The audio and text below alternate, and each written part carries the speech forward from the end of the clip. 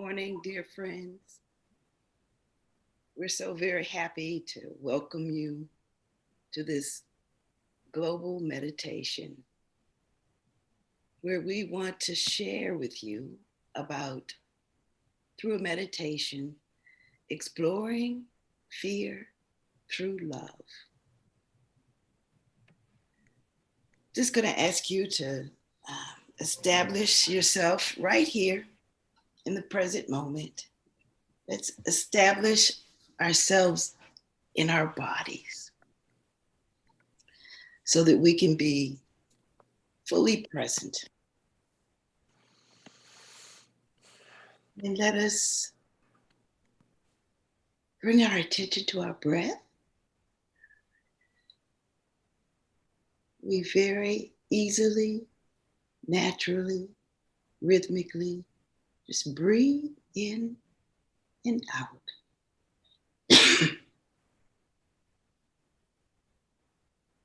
Breathing in and breathing out. We want to center ourselves so that we will have the ability to stand on the earth rooted like a tree in a storm. Because there are storms rolling around us, in us, and through us. And how lucky we are to be present and alive today as this global meditation marks the global transition that we all are sharing. Continuing to breathe more deeply and slowly, returning our attention to the breath, returning our attention to our body, feeling more in our body so that we can be more fully present for life. I'd like to just share with you a short prayer where we're going to call upon our ancestors.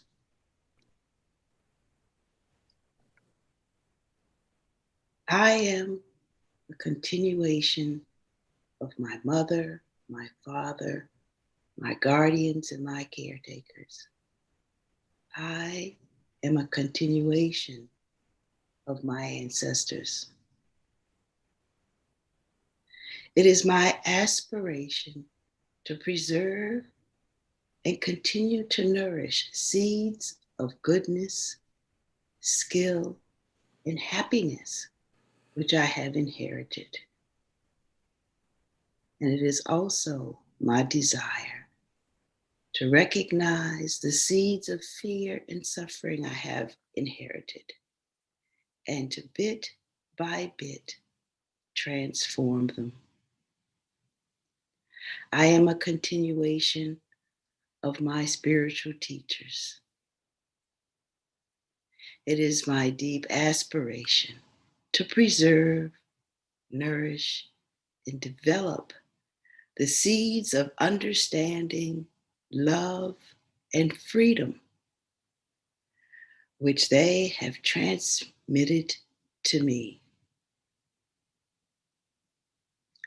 It is to our ancestral teachers, both spirit and in blood, that we bow to in gratitude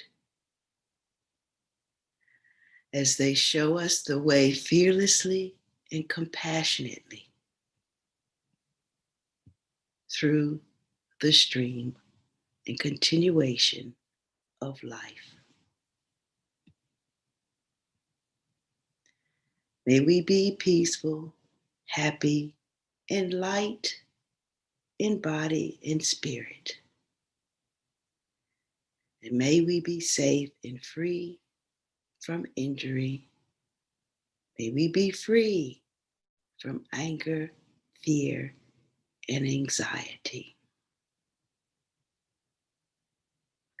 And may we know how to nourish the seeds of joy in ourselves every day.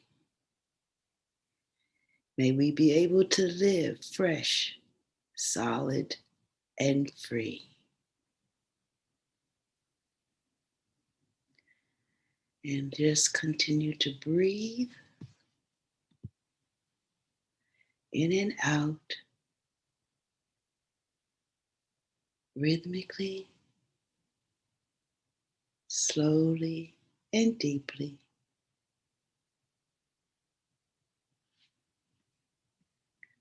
Our awareness becoming deeper with every breath.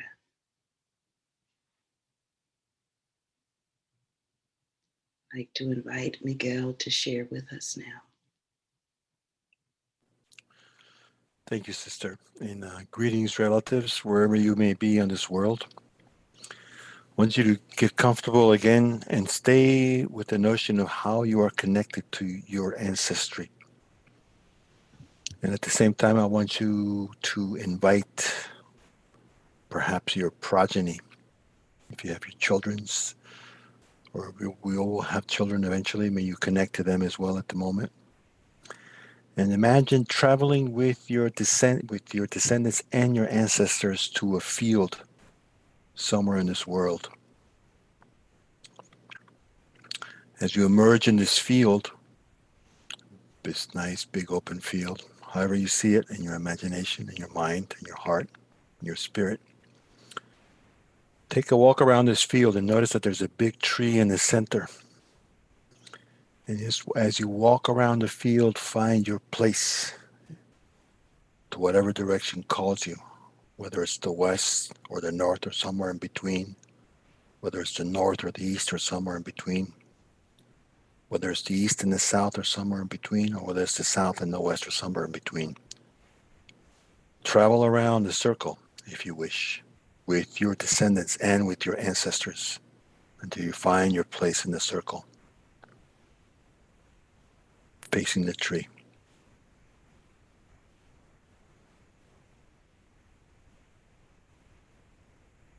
This tree that you see in the center could be any kind of tree. Could be a sequoia, could be a palm tree, could be a ceiba, could be a baobab, could be a willow, could be a maple, could be a pine tree, could be one of those fabulous Miyazaki trees from My Neighbor Totoro. Find yourself find your place in the circle and see that tree with your ancestors behind you and your descendants in front of you or beside you. At the same time, knowing that this is a field not quite necessarily known to you, but having your descendants with you, feel the energies of the earth, the primordial energies of this place where you're standing in now. The fire there, the water there, the air there, the earth there, and all the elementals that come along with them, besides the primary ones. Feel yourself connected. Now that you feel your descendants and your ancestors with you in this field facing the tree, open up your awareness as well so you can feel all those around the tree with you at the same time. A very exotic community of beings. Some of them are dressed very weirdly, very strangely, but they are very exotic. Some of them you've never seen before, especially when you're looking at across the field from you and you see descendants and ancestors of the beings with you from very strange places. Just welcome them. Let the field welcome you and all the new relatives around this tree. As you breathe in, feel yourself rooted to this ground through your feet. Again, sensing your ancestors and your descendants with you as well as all the other folks around the tree. Wherever they may come from, whatever they're wearing, let that interest extend. But at the same time, I want you to begin to feel that tree. What do you see in that tree? How do you see that tree? Doesn't matter how big it is, how small it is. Some of you may see fruit in it, flowers or fruits and flowers. However it is, just take it all in. Take the tree in. And imagine you being the tree seeing you at the same time. From the point of view of the tree, what would you look like if the tree was looking at you? Going back to where you're standing and looking at the tree, imagine a point of energy beginning to emerge from your belly, from your umbilicus, connecting you all the way to the tree. Feel that thread getting stronger and stronger and stronger. And imagine for a moment, just consider it within yourself, the idea that this whole place you are in could be a type of a womb. You are now in the womb of the universal mother. And this cord of energy that extends between your belly and the tree is the new umbilicus. And the tree is the placenta of the world, the placenta of the universe. You are now connected officially to the world and to the universe. So let that thread there be felt within you. Feel it. Feel how all of you that are around this tree are also connected in the same way to the tree, the same tree. And even though the fact that other people around this circle, around this field might be seeing a different tree, in some ways it's still the same tree. Doesn't matter how big, doesn't matter how small, whether it has fruits or no fruits, whether it has flowers or no flowers, whatever it may be, it's the same tree connecting to all of you in the same way. Let that stay with you. Breathe it in. Make that image. Take that image into your body, into your marrow, tissues, cells, atoms, molecules. Let that be ingrained. Let that be a level of memory informing you now.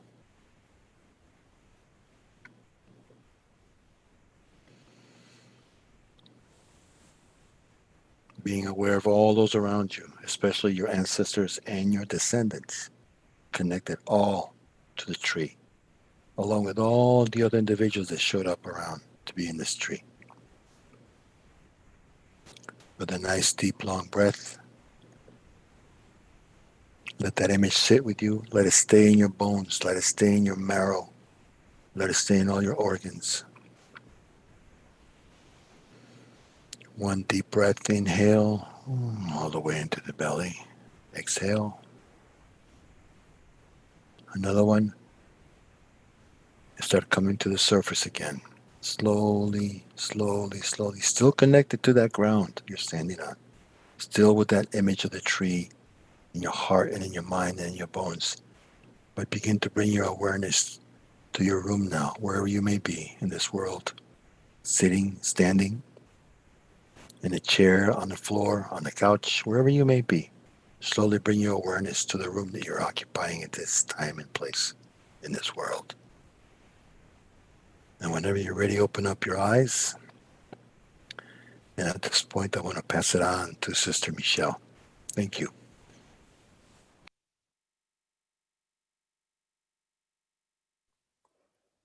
Thank you so much, Miguel, and thank you to all who have joined us here this morning. I am greeting you today from Los Angeles, the traditional, ancestral, and unceded lands of the Tongva and Chumash people. We are honored to be in community today for our second global meditation. Our series is called Back to the Source. And in the spirit of Fright Night, today, October 31st, we will be meditating and exploring fear through love and compassion.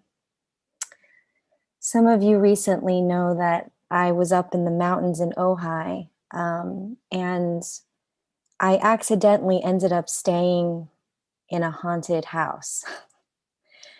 I'm kind of half joking. It was a very, very old, creepy, rotting house, actually. And it's in a very, very quiet place right at the base of the mountains. And it was initially a bit of an escape from, you know, the regular routine, so to speak. Sometimes a change of scenery can feel really refreshing and can reinvigorate us to focus and bring energy to our work. Um, I had been filled with quite a bit of anxiety in the lead up to the election in particular, and thought, let's take Lil to the mountains. And staying in this old, creaky, very quiet house, I realized that the house and the surrounding quiet was a mirror into my own mind. And I would sit with dread every night. I could hear every sound in my body, I could hear every sound in the house. And I would rush to the bedroom. I kid you not, every 5 minutes or so to make sure my daughter was breathing and that she was okay. And fortunately, she was perfectly fine. Every 5 minutes, I checked in every night for 10 days. And there was one night where I was particularly filled with anxiety and dread. The sounds in my body and in the house felt particularly violent and loud, and I couldn't seem to quiet them as much as I tried.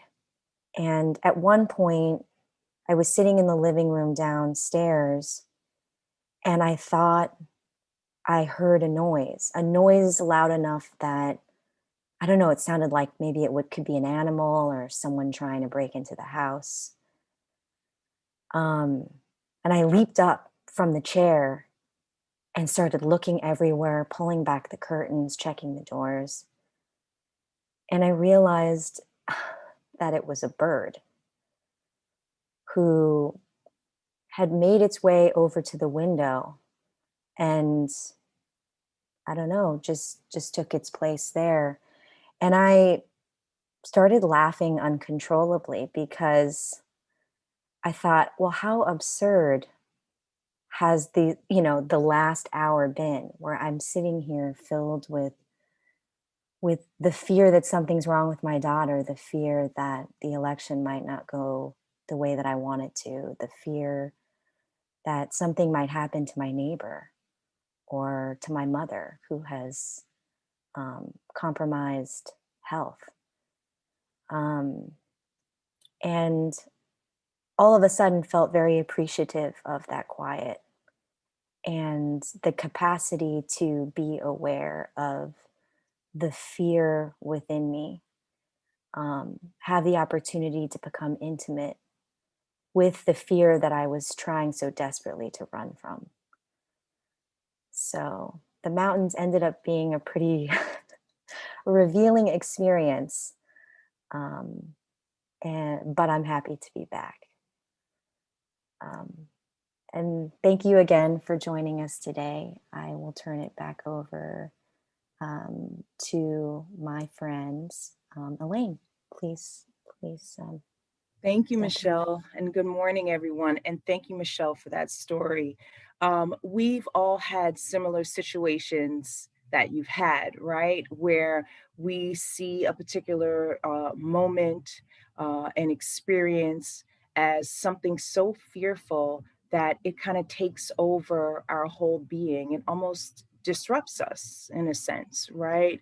Where we are spending every waking moment obsessing over one thing or another. And for you, it was making sure that your daughter was safe, right? Because safety is the most important factor here.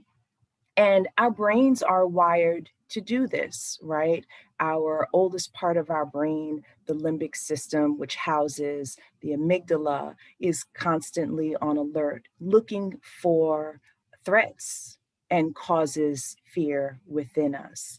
So fear tends to kind of take over in a lot of different ways.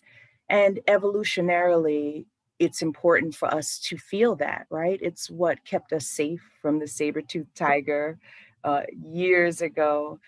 But now the saber-toothed tiger looks different, right?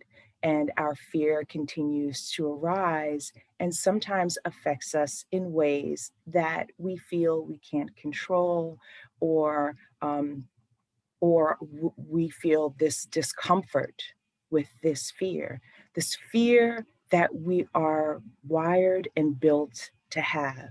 So, what do we do with that fear, right? Because on some level, we need the fear to keep us safe. In this moment, if Michelle didn't know that this was a bird, possibly the bird could have gotten loose and done damage. So it's important for Michelle to be able to see that this is a bird, right? Well, today I'm going to invite you all to take a deeper look at our fear, but through the lens of love and ancestral support. As Sister Peace and Miguel outlined for us this morning on understanding, seeing, accepting, and receiving our ancestors, we can also receive this opportunity to have support. There's nothing better than having a few friends with you when you're in a fearful situation, right? And as we are looking at fear, and if we were to be able to kind of zoom out and just look at the fear almost as if we're outside of ourselves, right?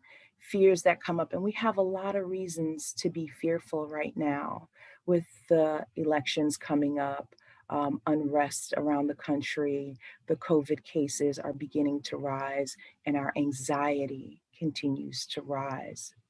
And in these moments, I would love for us to examine the discomfort that is coming up around that. If you can do that right now, just think about the things that you're feeling fearful about and try not to look at it as a positive or negative, but that it just is, right? Because fear is inevitable to happen in our lives. But if we can kind of zoom out and look at that fear as it just is, we can also use the support of our ancestors and use the support of those around us to kind of look at this fear differently so that it doesn't overtake us. Looking at this fear as a necessary tool, but not necessarily as a negative thing. And being able to then apply love to this evolutionary factor that we all need, right? To say, I am fearful in this moment. It is necessary for me to be fearful, and it is okay. Fear is happening, and it just is.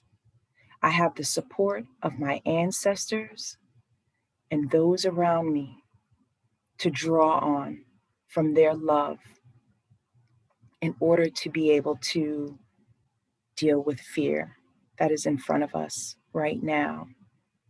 It's almost when you think about the Wizard of Oz, as they get to the end of their journey, they find out that all of these things that they've been searching for throughout this journey, they already had.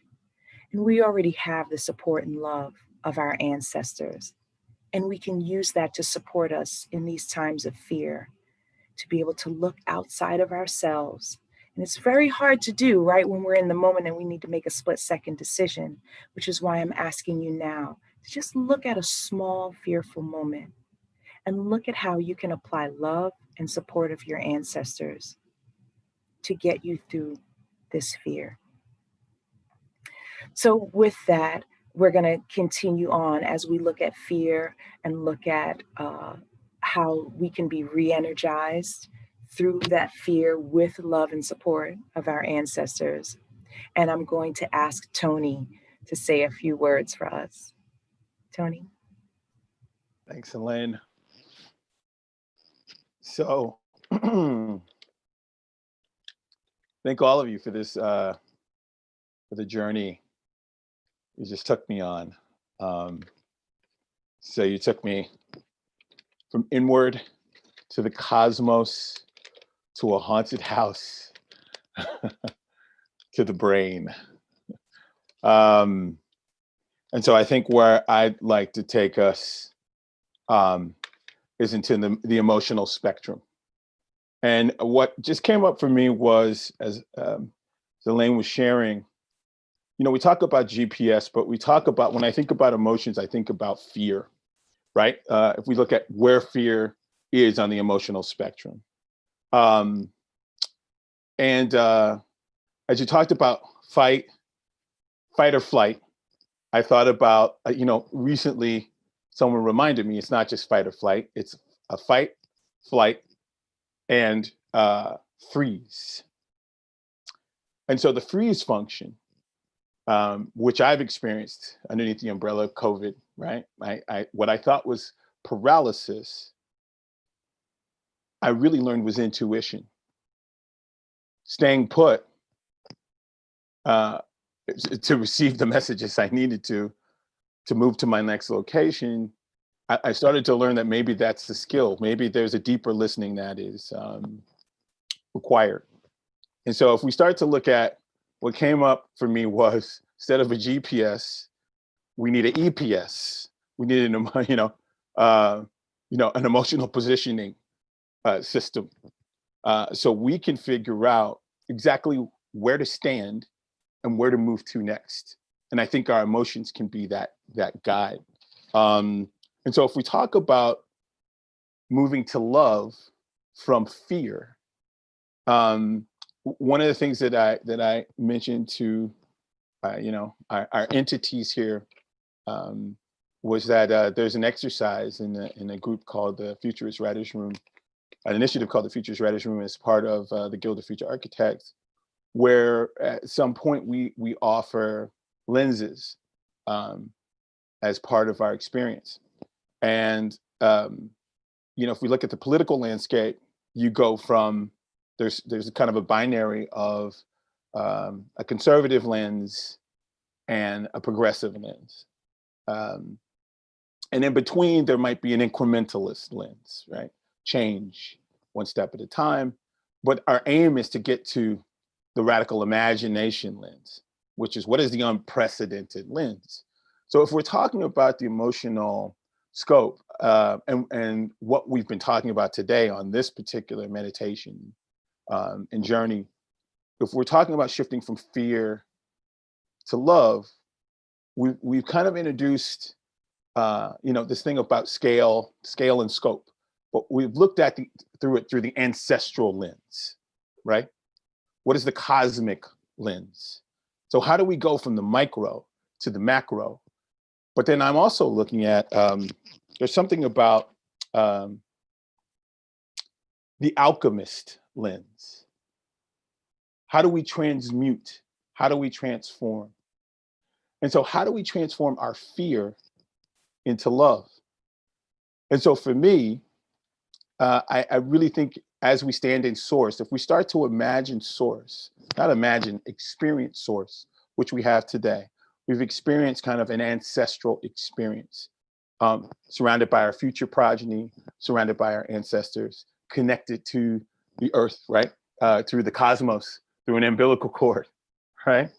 But as we embodied these things, and Sister Peace's call, to the ancestors, Elaine's journey into the brain, what comes up is source itself is the tool.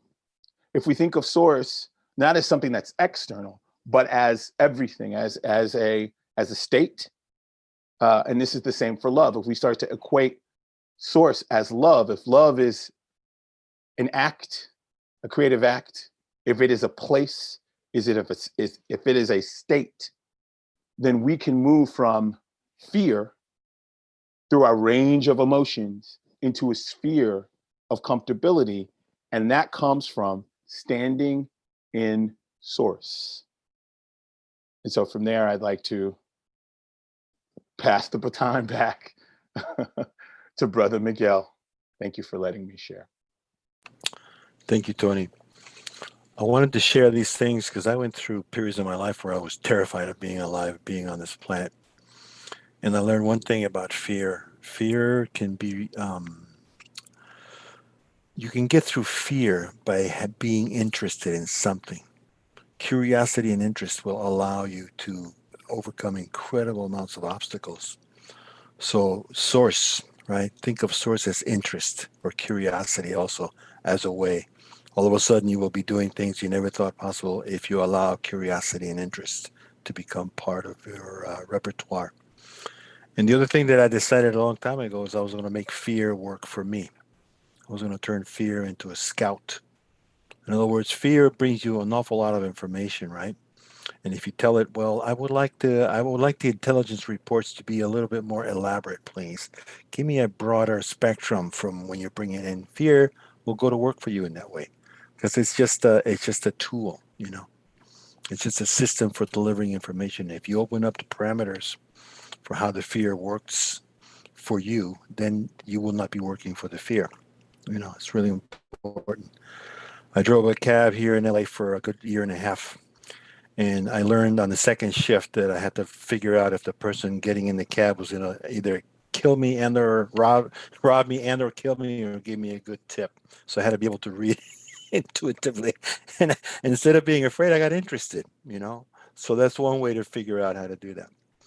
And the other thing that I wanted to share here, there's one of my favorite books, science fiction books of all time is Dune. And I just happened to reread Dune because I love the book and then movies coming out. So there's something very interesting about fear in Dune. I won't go into the story, but at least there's a group of seers into the future that are taught how to face fear. And this is what they call the litany against fear. And it says this: I must not fear. Fear is the mind killer. Fear is the little death that brings total obliteration. I will face my fear. I will permit it to pass over me and through me. And when it has gone past, I will turn the inner eye to see its path. Where the fear has gone, there will be nothing. Only I will remain. So when you talk about the surges, right, of the emotional surges that Tony was talking about, feeling connected to source from the place where sister took us to all the journey, all the stories through Elaine's words, through Michelle's words, through Tony's words, right? Through the image that I implanted in all of you, all of a sudden now our parameters are expanded and we have sources, we are resourced in a way to figure out how to open up instead of a very narrow bandwidth through which we're getting information brought in. All of a sudden, it's like a 360-degree overview. So I invite you to open up your parameters in a way with all the words that have been shared here today. So with that, I think we're going to close this portion and turn it over. Michelle?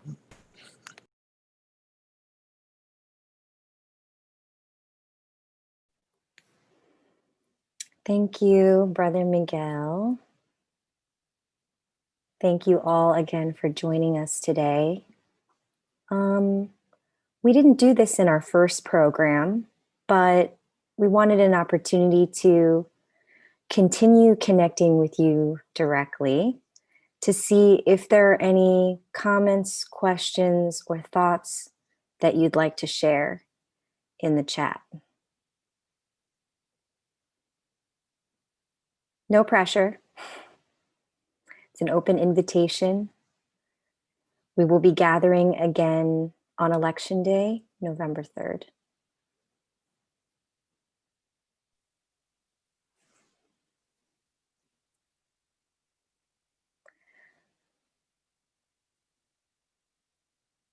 Yes, you can certainly share this recording with anyone you wish. On Earth. On Earth. Thank you, Gabrielle. And maybe the other dimensions. Thank you, Julian, for joining us.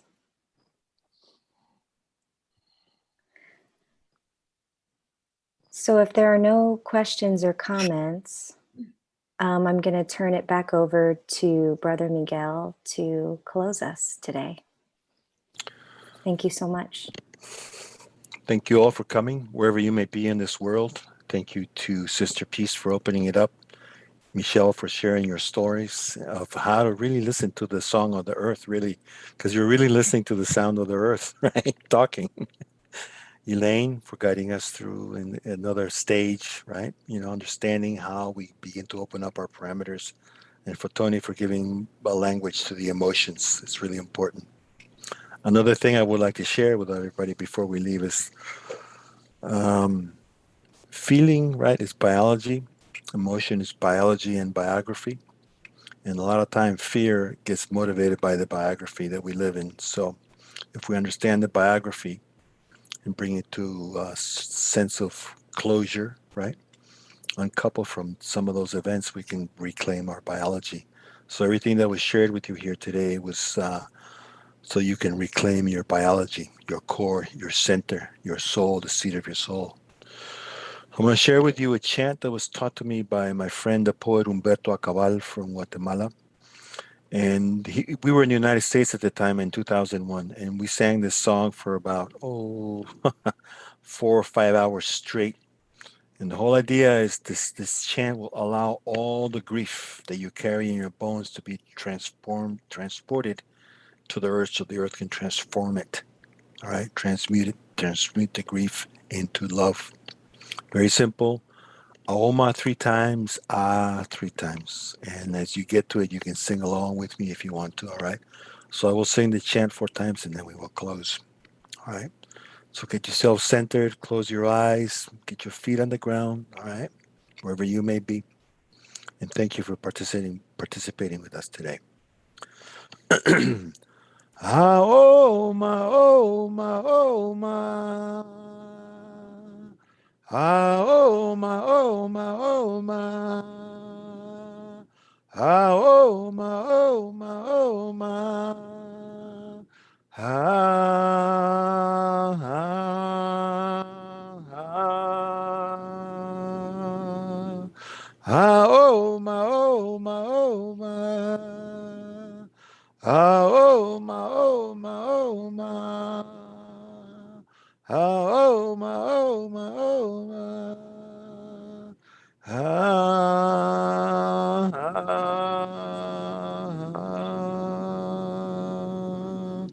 Aoma, Oma, Oma. Aoma, Oma, Oma. Oma, Oma, Oma. Ah,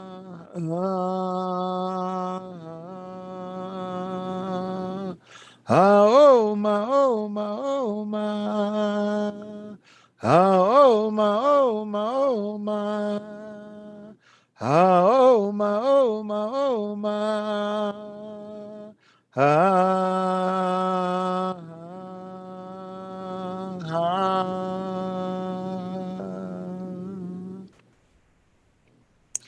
So let this sit in your bones, let it sit in your heart, and let it allow you to recalibrate your nervous system. All right. Much love and peace to all of you. Stay centered, stay focused, keep breathing.